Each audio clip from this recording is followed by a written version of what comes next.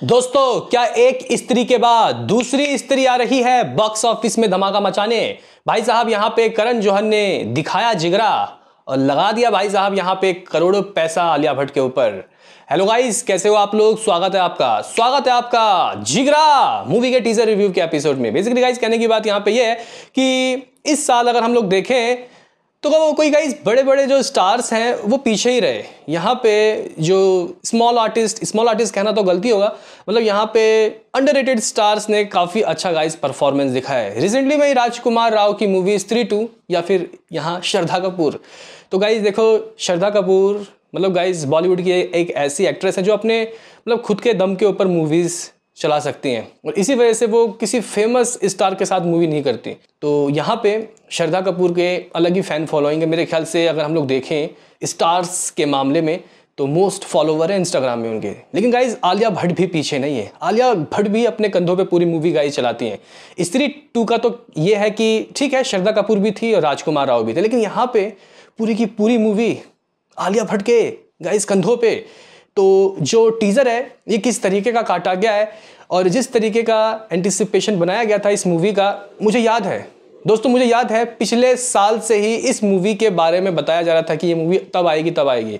और कहीं ना कहीं आलिया भट्ट अगर किसी मूवी में मेन कैरेक्टर दोस्तों होती हैं तो यहाँ पे लोग बहुत ज़्यादा एक्साइटेड हो जाते हैं। तो गाइस बात करेंगे कि आखिर कैसा है दोस्तों जिगरा का टीज़र और जितना एंटिसिपेशन बनाया गया था क्या टीज़र वैसा ही है या मामला यहाँ पे गड़बड़ है। तो लाइक कीजिए, सब्सक्राइब कीजिए ताकि आपको ऐसे ही और वीडियो मिलते रहे। तो करते हैं अपने इस वीडियो को शुरू, लेट्स स्टार्ट। तो गाइज यहाँ पे हम लोग बात करें कि जिगरा का टीज़र कैसा है, क्या जिगरा ने यहाँ पे जिगरा दिखा पाया। और यहाँ पे ये जो मूवी है ये 11 अक्टूबर को जो आ रही है, यानी कि कहीं ना कहीं दशहरा वीकेंड में उसके सामने कई मूवीज़ होंगी दोस्तों भिड़ंत के लिए, स्पेशली साउथ की तो कई मूवीज़। तो क्या गाइस उसके आगे ये टिक पाएगी एज अ कमर्शियल सिनेमा ये मूवी कैसी है अगर हम लोग ये बात करें। तो गाइस देखो, अगर हम लोग आलिया भट्ट की मूवीज़ की बात करते हैं कंटेंट वाइज तो होता ही है, बॉक्स ऑफिस के पिटारे से पैसा भी निकालती है अच्छी खासी। चाहे आप लोग गंगूबाई काठियावाड़ी की भी बात क्यों ना करो, कोविड के तुरंत बाद आई थी, 100 करोड़ नेट, 200 करोड़ के करीब ग्रॉस वर्ल्ड वाइड हुआ था। तो अपने आप में एक बहुत गजब तरीके का दोस्तों नंबर आए थे। यहाँ पे अभी बॉलीवुड के बड़े बड़े स्टार 100 करोड़ नेट नहीं निकाल पा रहे और आलिया भट्ट दोस्तों वो स्टार है जिन्होंने कह सकते हैं कि अपने एक्टिंग का नमूना दिखाया है और लोगों ने कह सकते हैं कि काफ़ी अप्रिशिएशन भी दिया है। और अगर हम लोग बॉलीवुड के दोस्तों स्टार्स की बात करते हैं तो कई लिस्टें आती हैं जिसमें सबसे ऊपर नंबर 1 पे आलिया भट्ट ही दोस्तों है काफ़ी सालों से। तो गाइज यहाँ पे आलिया भट्ट ने कह सकते हैं कि हमें ऐसा सिनेमा दिखाया है जिसको देखने के बाद हम लोग इम्प्रेस हुए हैं भाई। चाहे वो उड़ता पंजाब हो या फिर अभी आई थी एक मूवी डार्लिंग्स या फिर गाइज यहाँ पे गंगूबाई काठियावाड़ी। तो इस बार उनका काम कैसा लग रहा है अगर मैं आपको बताऊँ, और यहाँ पे प्रोड्यूसर जो पैसे लगाए क्या वो वापसी हो सकते हैं। तो गाइज देखो अच्छा लग रहा है, यहाँ इंटेंस रोल में है भाई आलिया भट्ट। और जो टीज़र का दोस्तों जो स्वभाव है, जो गाइज यहाँ पे इस टीज़र की एक ख़ास बात है और वो है शांति। गाइज यहाँ पे एक्शन सीन तो कई दिखते हैं लेकिन स्मूथ चलता है टीज़र। अब यहाँ पे आखिर आलिया भट्ट क्या चाहती हैं, हालांकि बैकग्राउंड में फूलों का तारों का सबका कहना है, एक हज़ारों में मेरी बहना है, ये गाना दोस्तों लगाया गया। लेकिन इस बार भाई नहीं बहना लड़ रही है भाई के लिए। यानी कि गाइस यहाँ पे आप लोग कह सकते हो कि आलिया भट्ट एक्शन करती हुई दिखाई दे रही हैं यहाँ पे। अब ये जो उनके भाई हैं वेदांग रैना, जिसको इससे पहले हमने देखा था भाई आर्चीज़ में, इसमें उनका परफॉर्मेंस पता नहीं चला, हालांकि किसी का भी पता नहीं चला कैसी ही वो मूवी थी। लेकिन यहाँ पे वो फंस गए हैं वो गाइज किसी, मेरे ख्याल से इनके ऊपर कुछ शायद केस वगैरह हो गया और कहीं विदेश में वो फंस गए हैं। अब शायद स्टार्टिंग का जो गाइस एक सीन था जो कि काफ़ी लंबा चौड़ा सीन था, टीज़र में इतना बड़ा सीन दिखाना तो ये भी एक जिगरा का काम है। तो गाइस यहाँ पे जिसने काटा है वो भी काफ़ी तगड़ा। स्टार्टिंग में आलिया भट्ट बोलती है माँ को भगवान ले गए, पापा ने खुदकुशी कर ली, बहुत लंबी कहानी है और मेरे पास टाइम कम है, मेरे भाई के पास टाइम कम है। अब तो गाइस यहाँ क्या भाई को फांसी होने वाली है या क्या, अब क्या वो बचा पाएगी उनको, क्या वहाँ जेल से भगा पाएगी, ये शायद कुछ कहानी पता चल रही है। लेकिन गाइस यहाँ पे बिल्कुल ही विस्तार से खुल के ऐसा कुछ पता नहीं चल रहा। लेकिन एंड के टीज़र के एंड में जो वो एक्शन सीक्वेंस जो गाइस था, वो देखने के बाद तो पता चल रहा है कि भाई भारी भरकम एक्शन हो सकता है इस मूवी में।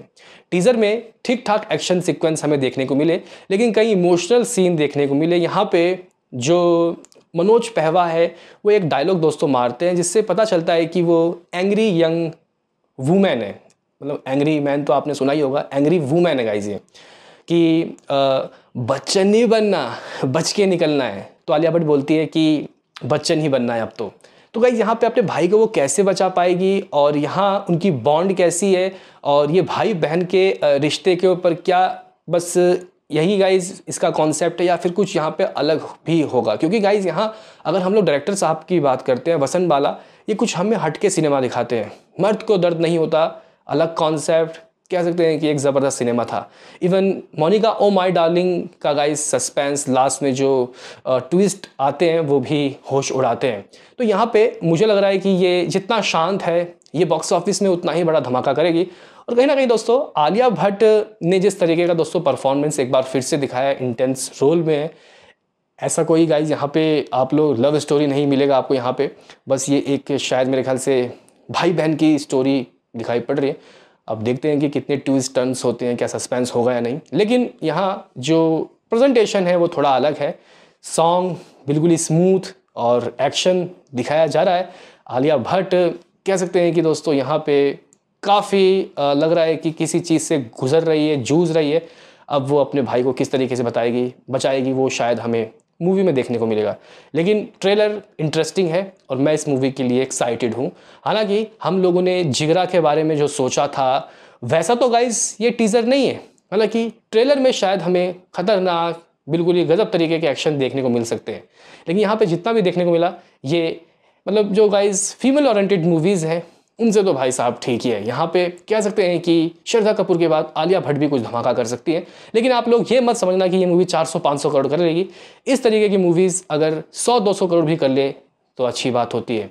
तो यहाँ पे मुझे लगता है कि गाइस ये जो मूवी है ये कहीं ना कहीं बॉक्स ऑफिस में चल सकती है, और आलिया भट्ट एक बार फिर से अच्छा परफॉर्मेंस दे रही है।